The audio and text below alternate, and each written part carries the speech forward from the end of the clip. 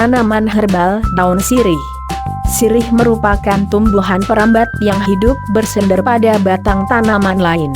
Tanaman sirih panjangnya bisa mencapai puluhan meter. Daunnya licin, berwarna hijau, dan berbentuk menyerupai jantung. Batangnya berwarna hijau agak kecoklatan dengan permukaan kulit yang kasar dan berkerut-kerut.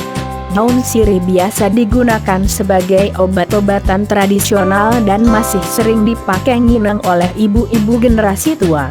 Daun sirih bisa dimanfaatkan untuk mengurangi produk ASI yang berlebihan, keputihan, sakit jantung, sifilis, alergi, diare, batuk, sakit gigi berlubang, dan sakit mata. Semoga bermanfaat.